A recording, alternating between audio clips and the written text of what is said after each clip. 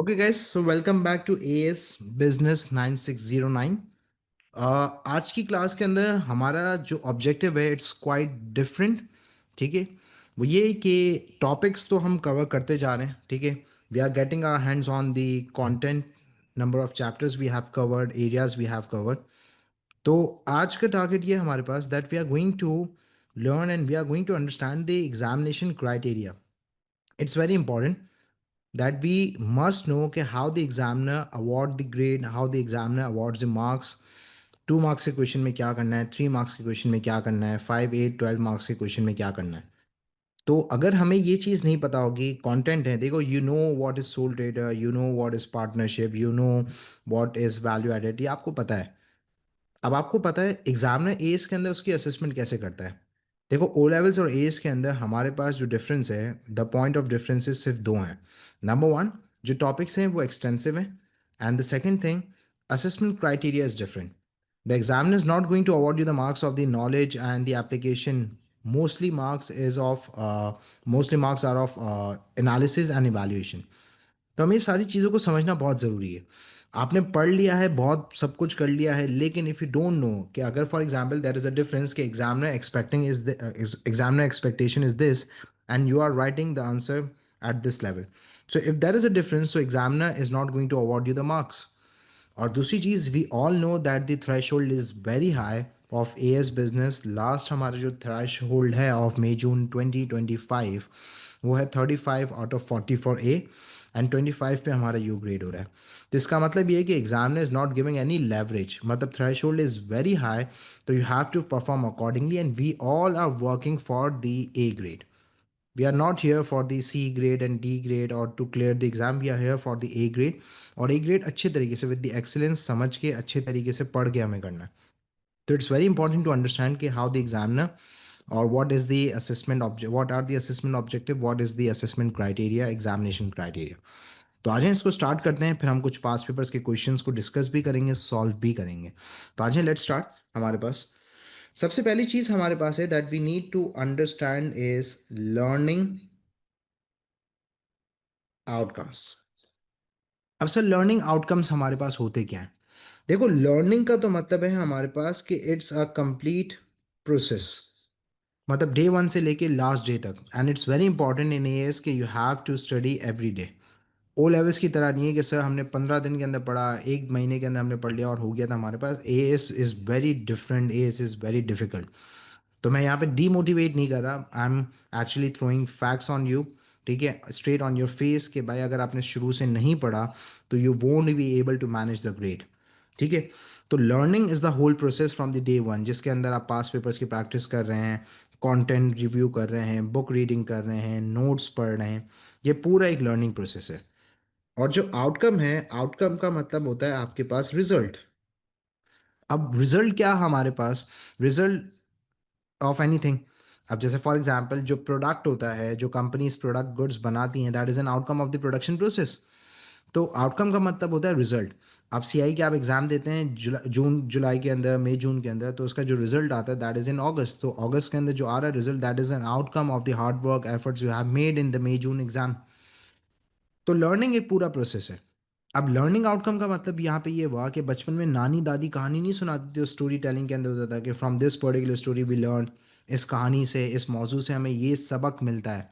That's a case in this as well कि आपके पास जो सिलेबस 9609 है और उसके अंदर जो number of chapters, areas that you are going to cover throughout the year, उससे आपने क्या सीखा? मैंने सिखा दिया, आपने सीख लिया। The examiner is not going to believe. Examiner कहेगा कि भाई आपने पूरे साल क्लासेस ली, कुछ भी किया, I am going to hold an exam and I am going to conduct an exam that is known as CI. तो सीआई के एग्जाम के अंदर आपकी जो परफॉर्मेंस होगी on that particular day, on the basis of that particular performance, the examiner is going to award you the grade. तो आप paper में जो करेंगे उसके बेसिस पे आपको क्या मिलेंगे? मार्क्स मिलेंगे। उसकी बेसिस पे आपको यहाँ पे जो examiner is going to award you. तो सीआई की परफॉर्मेंस की बेसिस पे एग्जामिनर आपको यहाँ पे ग्रेड अवार्ड करेगा। Number one. अब सर, हमारे पास the thing that we need to understand is कि सीआई की परफॉर्मेंस आपके पास जो है, उसके अंदर the only mode of expression, अब sir only mode of expression का मतलब क्या है? ओनली मोड ऑफ एक्सप्रेशन का मतलब हमारे पास है कि only through writing we can impress the examiner. 2 marks के क्वेश्चन को भी लिखना है, 3 मार्क्स के क्वेश्चन को भी लिखना है, 5, 8, 12 मार्क के क्वेश्चन को भी लिखना है। So the only mode of expression through which you can impress the examiner and you can secure your grade is writing. There is no other way कि कोई प्रोजेक्ट बेस्ड या रिसर्च बेस्ड लर्निंग नहीं है, theoretical paper है, structured paper है, उसको आपको solve करना है। तो आपसे ये जो राइटिंग है उसके अंदर हमारे पास एक बहुत बड़ी डिबेट है। Sir writing, what sort of writing? क्या हमें फॉन्ट अच्छा करना है? नो। क्या सर हमें यहाँ पे इंग्लिश अच्छी इस्तेमाल करनी है? नो। इंग्लिश की असेसमेंट इंग्लिश के पेपर में होगी। ओ लेवल्स के इंग्लिश लैंग्वेज के पेपर के अंदर एग्जामिनर हैज़ असेस्ड और उसके बेसिस पे आपको ग्रेड मिल चुका है कि आपकी इंग्लिश कैसी है। राइटिंग का मतलब हमारे पास ये है कि what is the pattern, what is the criteria. Examiner 8 mark के अंदर जो चीज़ें पूछ रहा होगा वो 2 मार्क्स में नहीं पूछ रहा होगा, 2 मार्क्स के क्वेश्चन में। 2 मार्क्स के अंदर आपको डिफरेंट चीज़ लिखनी होगी, 8 मार्क्स के अंदर क्वेश्चन के अंदर डिफरेंट चीज़ें लिखनी होंगी, 12 मार्क्स के अंदर डिफरेंट लिखनी होगी। तो you must know the criteria कि what things that you need to include in 2 marks, 3 marks, 8 marks, 12 marks, 5 marks. This is the case. तो इसीलिए हमारे पास एक चीज़ होती है that is known as assessment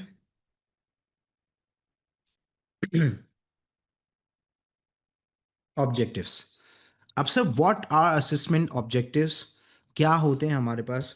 you can simply understand कि ये जो असेसमेंट ऑब्जेक्टिव्स होते हैं, these are the different levels on the basis the examiner award you the marks. और ये पता है आपको कहाँ पे नज़र आ रहे होते हैं?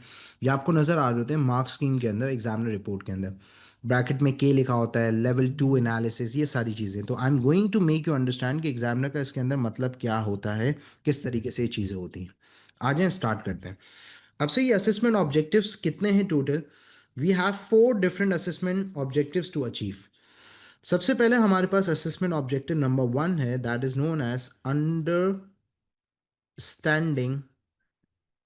And knowledge of the candidate. Understanding and knowledge, अब ये 2 डिफरेंट वर्ड्स हैं, अंडरस्टैंडिंग एंड नॉलेज। आ जाओ समझते हैं इसको। लेट्स सपोज एक क्वेश्चन है, डिफाइन द टर्म ऑन्टरप्रेन्योर या define the term opportunity cost. अब अगर यहाँ पे इफ़ यू फेल और if a candidate fails to understand कि what this particular terminology means, तो it shows the lack of understanding कि वो टर्म पढ़ रहा है उसे समझ में नहीं आ रहा क्या मतलब है। जब उसका मतलब समझ में नहीं आ रहा तो उसका मतलब लैक ऑफ अंडरस्टैंडिंग है कि ही फेल्स टू अंडरस्टैंड कि what this particular terminology means. और जब उसकी अंडरस्टैंडिंग ही नहीं है तो how can you expect that he is going to write down the definition और there are the other things that is included in that particular terminology. तो यहाँ पे लैक ऑफ नॉलेज होगी। अगर वो डेफिनेशन लिख भी देता है तो शायद गलत होगी, और जब गलत डेफिनेशन है तो examiner is going to award 0 marks, no marks, कोई मार्क्स नहीं मिलेंगे उस चीज़ के। तो अंडरस्टैंडिंग एंड नॉलेज शोज कि यहाँ पे आपके पास उस पर्टिकुलर चीज़ की कितनी नॉलेज है। तो first of all you need to understand and then you have to write down the definition, methods, types, जो भी आपके पास है, that shows the knowledge of the candidate towards a particular terminology. Number 1। Second आपके पास है assessment objective number 2, which is known as application. अब यहाँ पे I am going to discuss थोड़ा सा। दे आर 2 डिफरेंट पेपर्स हमारे पास। एक पेपर है पेपर 1, एक है paper 2। Paper 1, paper 2, the syllabus is same.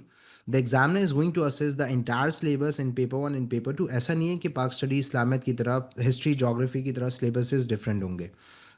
तो बिजनेस के अंदर for example if you are appearing for this paper 6 मई को आप जा रहे हैं, तो पेपर 1 के लिए तो you have to prepare yourself for the entire syllabus. और पेपर 2 के अंदर भी the examiner is going to assess the entire syllabus, कोई डिफरेंस नहीं है। तो paper 1 is different, paper 2 is different in terms of assessment criteria. मेरी जो फर्स्ट क्लास है, इंट्रोडक्टरी ओरिएंटेशन क्लास है, उसके अंदर मैं डिस्कस कर चुका हूँ कि पेपर 1 के अंदर क्या होता है, पेपर 2 के अंदर क्या होता है। पेपर 1 के अंदर आपके पास जो एग्जामिनर है वो यहाँ पे शॉर्ट क्वेश्चन, स्ट्रक्चर्ड ऐसे राइटिंग क्वेश्चंस देता है। और पेपर 2 के अंदर एग्जामिनर आपको data response case study type provide करता है। तो ये थोड़ा सा डिफरेंट है हमारे पास। तो जो पेपर 1 है उसके अंदर कोई सिचुएशन, कोई केस स्टडी या कोई डाटा नहीं गिवन। तो यहाँ पे आपके पास सिंपल होगा क्या, आपको खुद एग्जाम्पल्स डेवलप करनी पड़ेंगी in order to relate. Application का मतलब होता है that is to develop the link, that is to develop the relation with the knowledge and the understanding and the situation of the business. अब situation of the business है, तो आप for example आप लिख रहे हैं clothing business, large scale fast food retailer, large scale car manufacturer, public limited company, hotel business, airline business. तो ये सिचुएशन आपको खुद वहाँ पे डेवलप करनी पड़ेगी, फॉर एग्जाम्पल करके। तो एप्लीकेशन का मतलब होता है that is to relate the understanding and knowledge of yours with this given business situation. Paper two के अंदर तो situation is given because the examiner is going to provide you the data and case, लेकिन in paper one you have to develop, that is a case application. अब application की मैं यहाँ पे example देता हूँ, क्योंकि एक ब्लंडर भी है। ब्लंडर पता है क्या है? एक बच्चा आके कहता है मुझे कि sir I have done an application through out an answer, I have done the developed application through out an answer. मैंने कहा क्या करा है? तो उसने कहा कि सर मैंने बिजनेस का नाम तो लिखा था। Do you think writing down the name of the business or the person who is running the business or giving the name of the business would be sufficient to do or to achieve the objective of application? No. The situation of the business needs to be considered. Sir situation क्या है? Let's suppose example लेते हैं। आपके पास एक particular पास paper का question है, KLM business है। KLM is a business जो कि लग्जरियस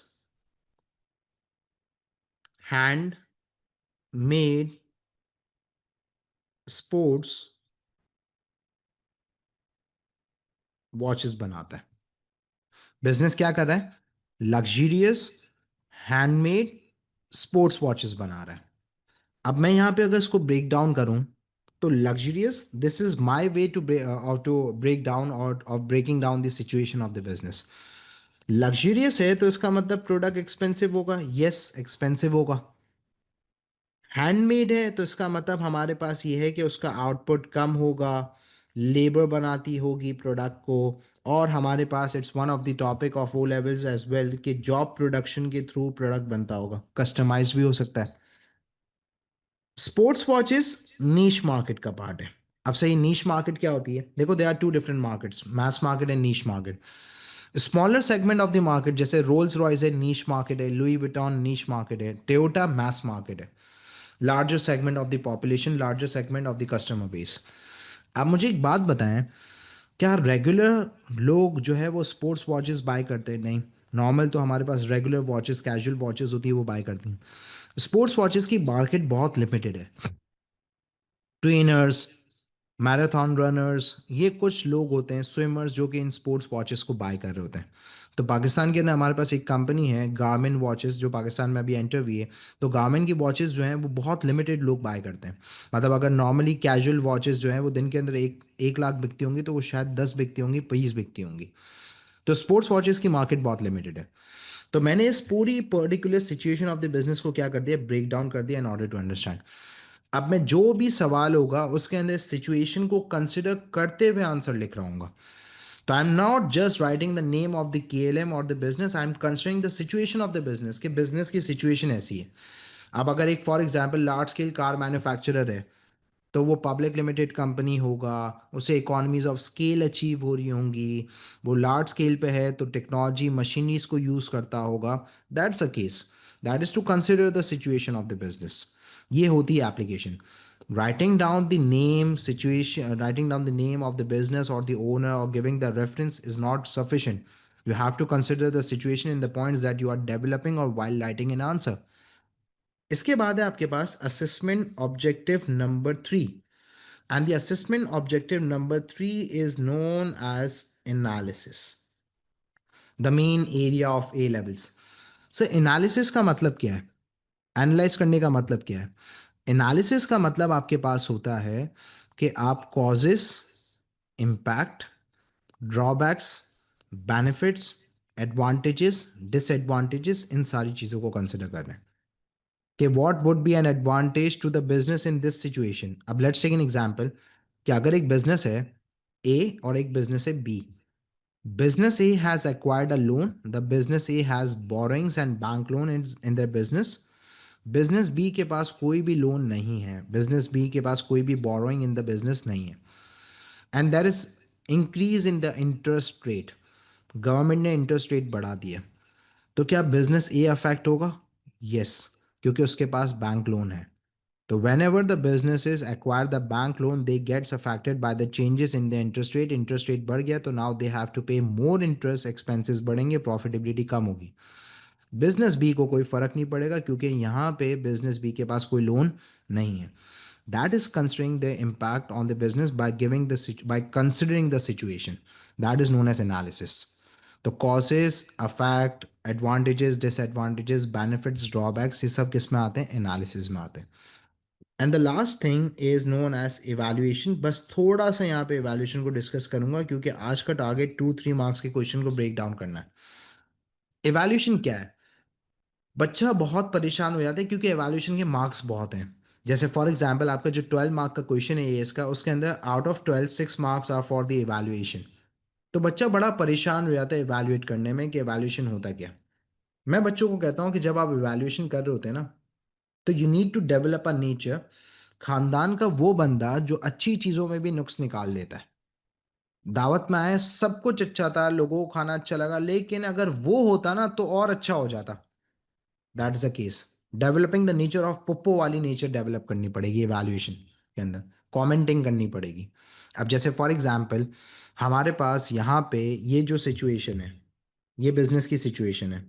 इसका आगे क्वेश्चन ये था कि this particular business wants to introduce technology in the business production processes so that the efficiency and output can be increased। क्योंकि अभी लेबर काम कर रही है तो इतना ज़्यादा आउटपुट नहीं है, आउटपुट relatively क्या है, बहुत लो है। So the production manager is suggesting to adopt technology and machinery in the production lines। अब मैं एनालाइज कर रहा हूँ, एनालिसिस सुनना, कि अगर हम इंट्रोडक्शन ऑफ द मशीनरी करते हैं तो इससे एफिशिएंसी बढ़ेगी, कॉस्ट कम हो जाएगी, आउटपुट बढ़ेगा and the business is going to create more output. But on the other hand, ये जो हैंडमेड वाला कॉन्सेप्ट है, क्या वो मशीन के थ्रू अचीव हो सकता है? No. It can only be achieve when the labour is involve, when the labour is manufacturing the product और लेबर इज प्रोड्यूसिंग और मेकिंग द वॉचेस। तो business is going to lose a USP. Business के पास ये जो अभी handmade वाला concept है इन द प्रोडक्ट वो नहीं बचेगा, और जिसकी बेसिस पे शायद ये भी हो सकता है कि now they can not charge higher selling price and they can not maximise the profit because now the product is no more handmade. ये एनालिसिस है। अब मैं अगर इवैल्यूएशन की बात करूं ना, तो आउट ऑफ द बॉक्स जाके एक पॉइंट आ रहा है, वो ये कि टेक्नोलॉजिकल एडवांसमेंट के लिए पैसे हैं। अगर मशीनरी वगैरह अडॉप्ट करोगे तो you have to made an investment. Do you have that amount of capital और द इन्वेस्टमेंट अवेलेबल? और अगर है तो कहाँ से आ रही है? नहीं है तो कहाँ से अरेंज करोगे? इवैल्यूएशन। इसी तरीके से कैश फ्लो फोरकास्ट की बात करते हैं, inflows and outflows of the cash के फ्यूचर में। If a business is making a decision on the cash on the basis of cash flow forecast, तो यहाँ पे इवैल्यूएशन के अंदर who has made the cash flow forecast, क्या उस particular user की और जिसने कैश फ्लो फोरकास्ट कंस्ट्रक्ट किया है उसकी इतनी स्किल्स हैं? Do you believe on the skills of that particular person who made the cash flow forecast? Evaluation. तो इवैल्यूएशन को हम फर्दर और डिस्कस करेंगे, लेकिन evaluation through out the answer होती है 12 मार्क्स के अंदर। कब क्या आंसर में क्या क्या चीज़ें आएंगी वो तो हम बाद में डिस्कस करेंगे। ये 4 असेसमेंट ऑब्जेक्टिव्स क्या हैं?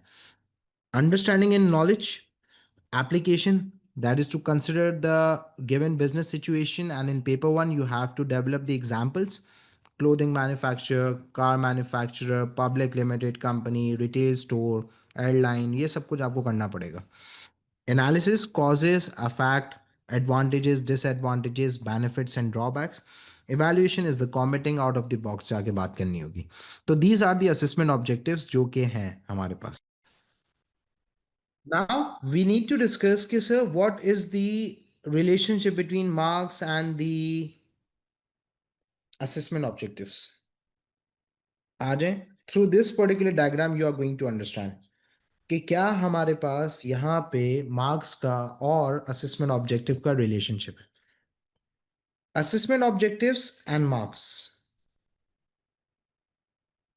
तो relationship is positive because upward trending graph है हमारे पास। जितने ज्यादा मार्क्स का क्वेश्चन है उतने ज्यादा लेवल्स और असेसमेंट ऑब्जेक्टिव्स आपको अचीव करने हैं। एंड इट्स वेरी क्लियर, जो 2 मार्क्स के अंदर आप लिखेंगे वो आप 8 और 12 मार्क्स के अंदर तो नहीं लिखेंगे। 8 और 12 मार्क्स में ज्यादा लिखेंगे, ज्यादा assessment objectives you need to achieve. और जितने ज्यादा आपने असेसमेंट ऑब्जेक्टिव्स अचीव किए उतने ज्यादा एग्जामिनर आपको मार्क्स देगा। तो according to the assessment objective and according to the examiner criteria, आपने जितने ज्यादा असेसमेंट ऑब्जेक्टिव्स अचीव करे, जैसे फॉर एग्जांपल 2 मार्क्स के अंदर नॉलेज आ रही है, 12 मार्क्स के अंदर नॉलेज, एप्लीकेशन, एनालिसिस, इवैल्यूएशन, सारी चीजें आ रही हैं। तो जितने ज़्यादा असेसमेंट ऑब्जेक्टिव्स आप अचीव करेंगे उतने ज़्यादा आपको मार्क्स मिलेंगे। So the case is very simple, कि जितने ज़्यादा मार्क्स का क्वेश्चन है उतने ज़्यादा असेसमेंट ऑब्जेक्टिव्स आपको अचीव करने, और जितने ज़्यादा असेसमेंट ऑब्जेक्टिव्स आप अचीव करेंगे, this is how the examiner is going to award you the marks. The case is simple. The relationship between the marks and the assessment objective is positive.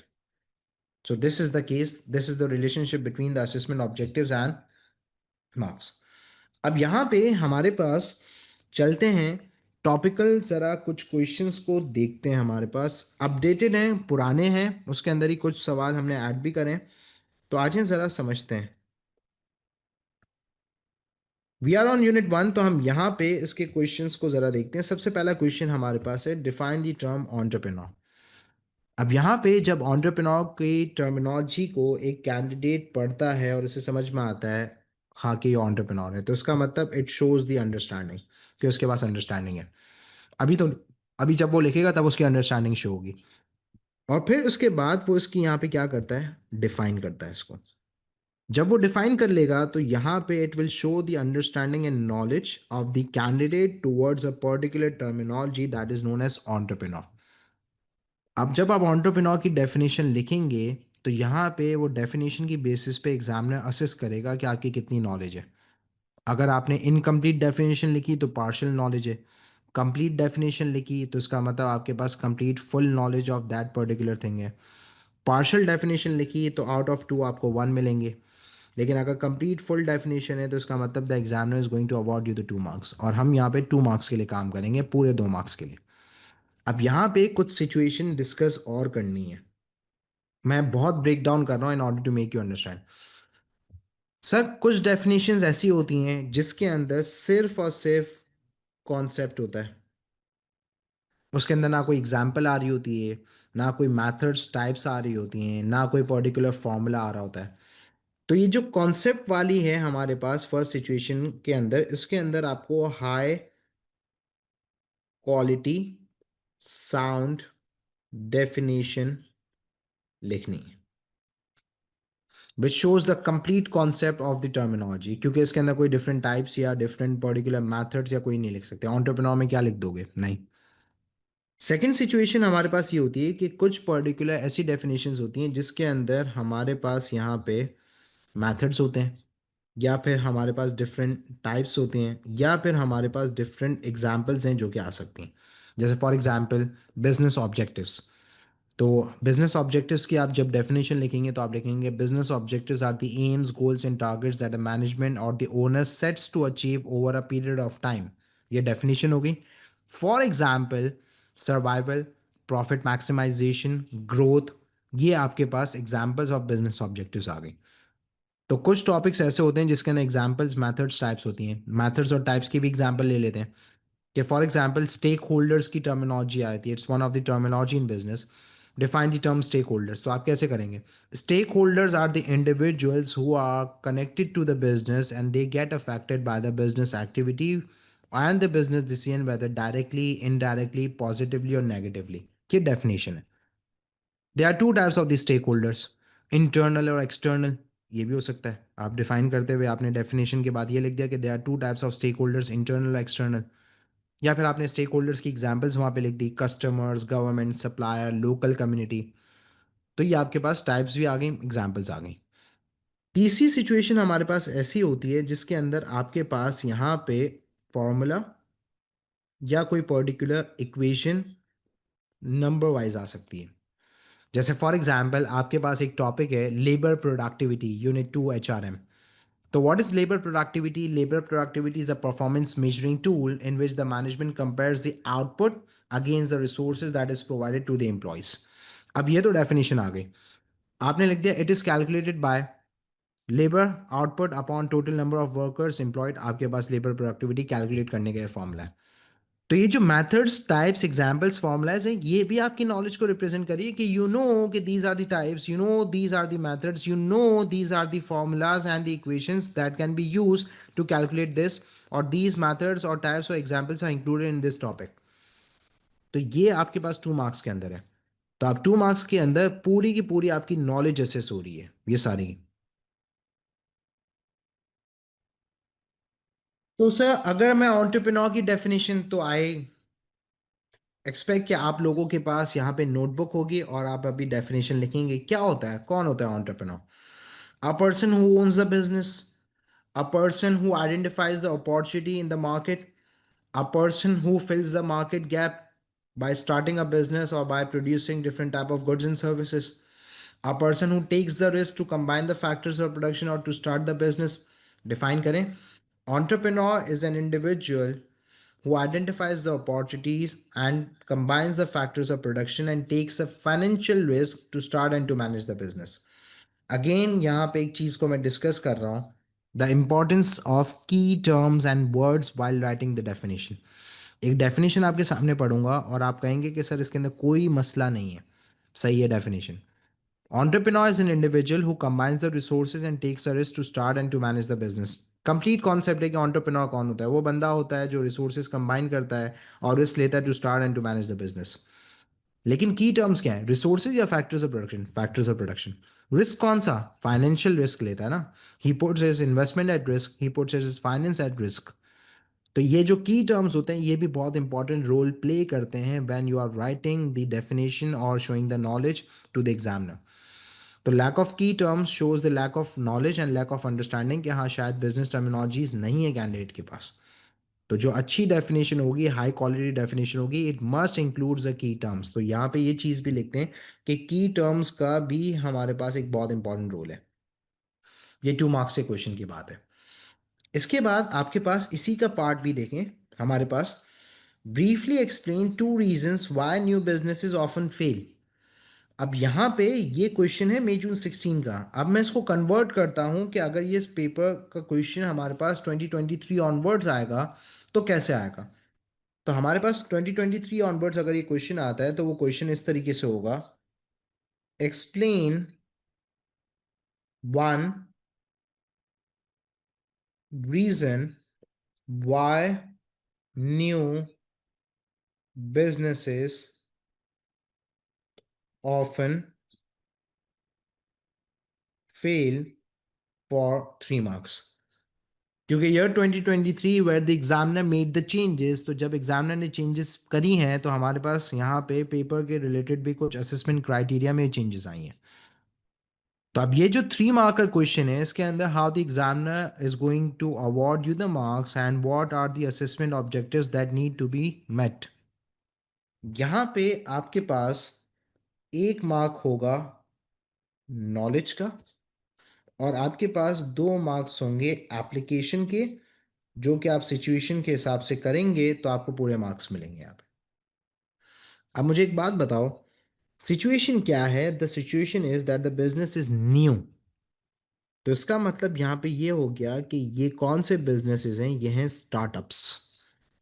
ये हैं हमारे पास newly born businesses, या फिर ये कहला सकते हैं कि ये हैं इन्फेंट बिजनेसेस, सेंसिटिव स्टार्टअप्स हैं। तो 1 मार्क आपको यहाँ पे किस चीज़ का मिलेगा? क्या आप स्टार्टअप्स और न्यूली बॉर्न बिजनेसेस को डिफाइन करेंगे? क्या आप इनकी डेफिनेशन लिखेंगे जिसकी बेसिस पे आपको मार्क्स मिलेंगे? नहीं। यहाँ पे जो रीजन है ना, रीजन, उसकी आइडेंटिफिकेशन करेंगे तो आपको नॉलेज के मार्क्स मिलेंगे। बच्चा यहाँ पे again the student and the candidate makes a mistake कि दिस थिंग कैसा होता है, पहले ऐसा होता था अब नहीं है। तो यहाँ पे अभी भी हमारे पास अंडरस्टैंडिंग एंड नॉलेज ही है कि इट्स अ नॉलेज ना, कि यू नो द रीजन। इसके बाद आप एक्सप्लेन करें तो आप एप्लीकेशन सिचुएशन कंसिडर करते हुए समझाएंगे। लेकिन नॉलेज किस पे बेस करती है कि आपको पता है कि this is the reason, that's why the startups and the newly businesses fail. You know the reason, तो it is going to show your knowledge कि these are the reasons of the business failure और the startups failure. तो यहाँ पे कोई भी, आप जैसे फॉर एग्जाम्पल आप यहाँ पे लिख दें लैक ऑफ कैपिटल, या lack of finance, this can be the reason जिसकी वजह से बिजनेसेस फेल होते हैं।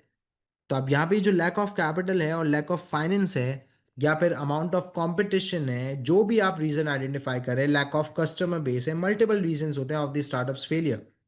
तो lack of capital, lack of finance can be the reason. ये आपको नॉलेज मिल गई यहाँ पे, ये नॉलेज के मार्क्स है। अब आप उसको जब एक्सप्लेन करेंगे तो लैक ऑफ कैपिटल क्यों है, लैक ऑफ कैपिटल इसकी वजह से है क्योंकि यहाँ पे इनके पास इतना ज़्यादा रेवेन्यू या इनके पास इतना ज़्यादा प्रॉफिट नहीं होता, क्योंकि दे आर न्यू, तो they are not going to generate that much amount of revenue and they are not going to earn that much amount of profit, number one. या फिर हमारे पास no access to bank loan है, इन्हें bank loan नहीं provide करता। Sir क्यों bank loan नहीं प्रोवाइड करता? रीजन हो सकता है कि शायद इनका जो बिजनेस प्लान है वो इन इफेक्टिव बिजनेस प्लान है। इनइफेक्टिव बिजनेस प्लान का मतलब कि स्टार्टअप्स हैं, उनका जो बिजनेस प्लान है it doesn't seem attractive effective to the bank, that's why the bank is turning down the request of loan.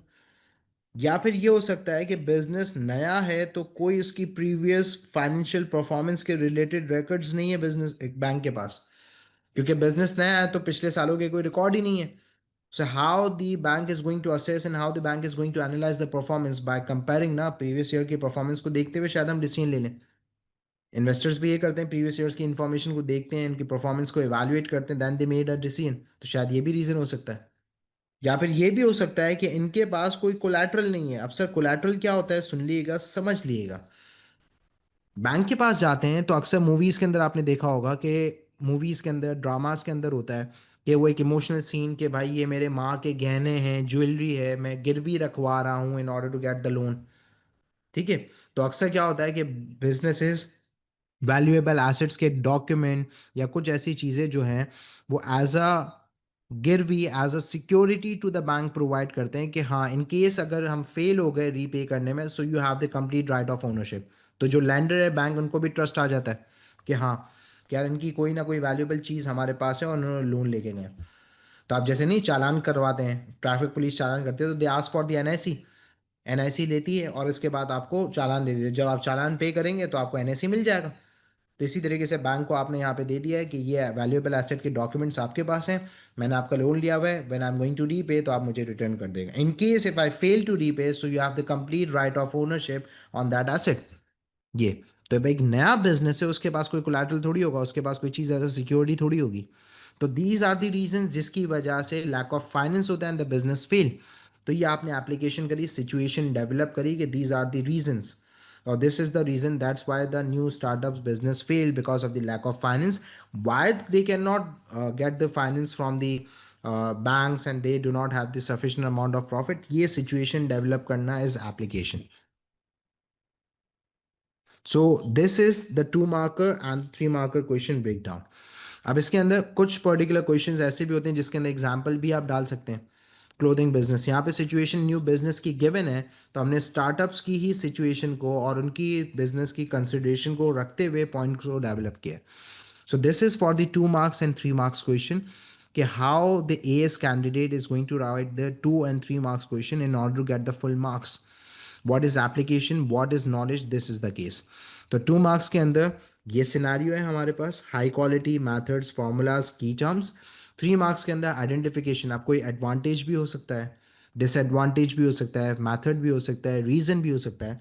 So identification of the point is going to award you the marks for the knowledge, and the situation and the point that you are going to explain further with the situation of the business will be considered as an application, and through this the examiner is going to award you the marks for the application. And this is how you are going to secure 2 marks and 3 marks. Is it clear? So this is the case for the 2 and 3 marks question. Thank you.